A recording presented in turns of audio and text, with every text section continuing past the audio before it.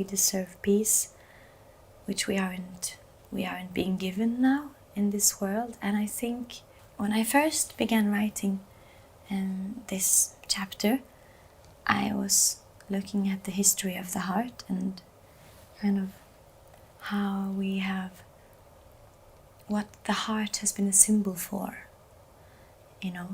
even before we knew about the anatomy of a human, like scientifically as we do now.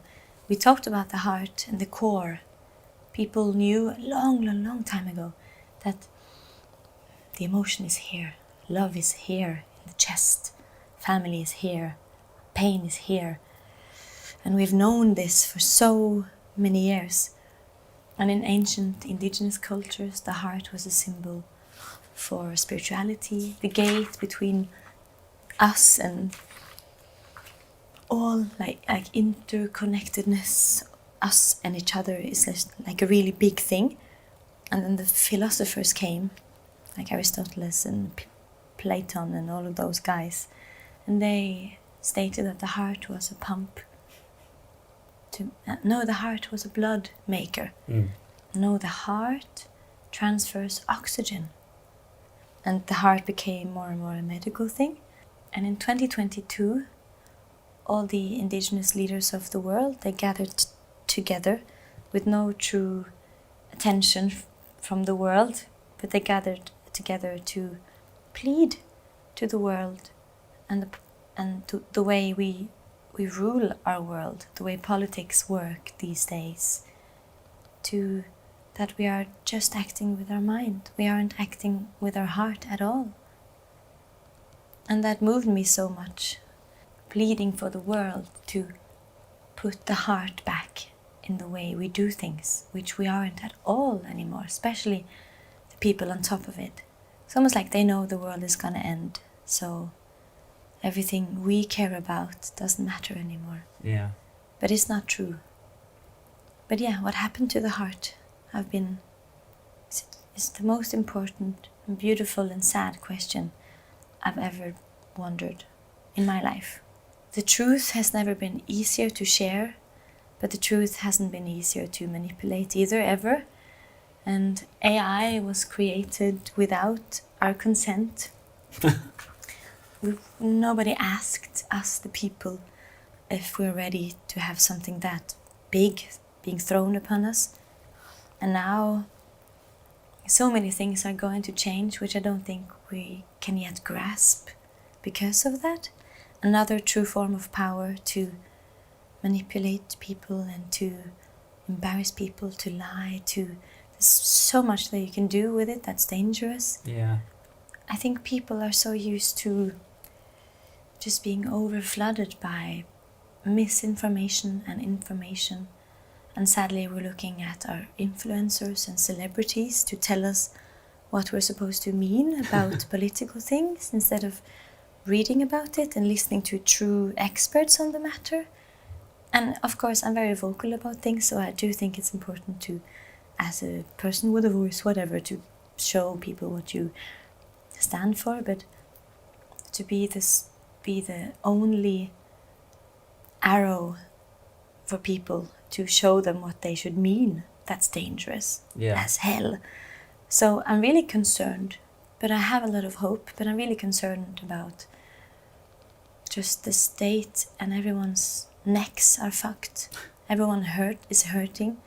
Everyone is tired and depressed and apathic, and kind of nihilism is being very fashionable to kind of joke about, and suicide, we're kind of like, I don't know.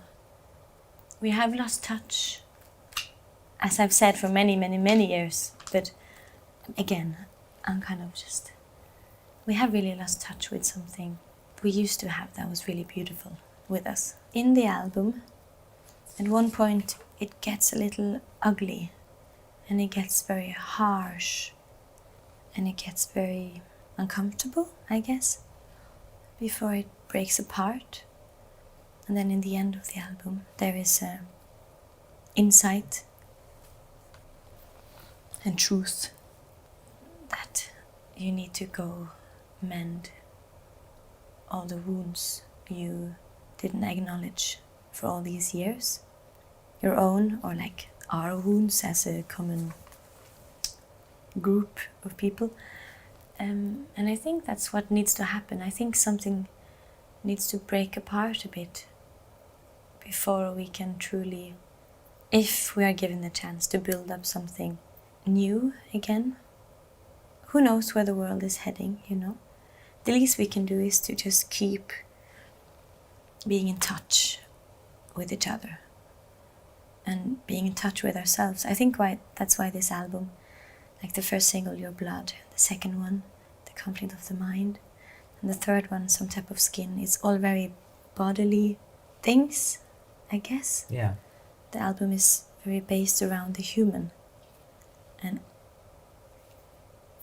where within us the soul of humanity is hiding. But I think the more we take care of ourselves, because now we're stuck in pain. And many of us don't have the energy or the courage to even begin doing the small things that can make us feel so much better on a daily basis. Doing small things in life that even just like remembering to drink enough water each day will eventually make you feel better, and it will eventually show you that the small changes you do, they make a very big difference. And it's all about just the very small things we do every day to each other and to ourselves. Because imagine being a human today, you're on your phone, disconnected, being lied to, being manipulated. Then you see what's wrong with the world, or you think you see it, and then you don't know how to do anything about it. So you kind of escape into something else. And then you are hungry and you feed yourself with poisonous food that either inhabits the pain of the animals we are torturing to make the food, or the weird things from the factories we don't know what are, which makes us sick. Then we go to the doctor and we get medicine we don't even know works, because it's more about selling the medicine from the brand than it is to actually make the human better. Yeah. Like, imagine living in that world where everyone who's supposed to feed you, help you, talk the truth to you is just constantly bringing you into a system so they can earn money. Is it so simple? Yeah. I don't know. It's like, it is crazy being a human today. Yeah. So like, the world's on fire, let's make some money while we can. Yeah. Seems to be the vibe. Yeah, it is a bit like that. And people are getting so tired of celebrities, of the politicians, like just like the Golden Globes. Like, the more and more people are getting tired of rich people celebrating themselves while the world is burning. I don't know. You see people just getting tired of it. Yeah.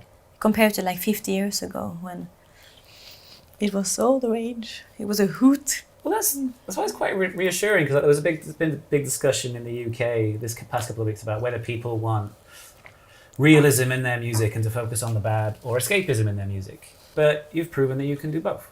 You can do both, and you should do both, because art is both. And I think if you do one too much, it gets bad again, you know? Yeah. So it's all about balance, isn't it? That's what we need. We need both, and we deserve both also as human beings.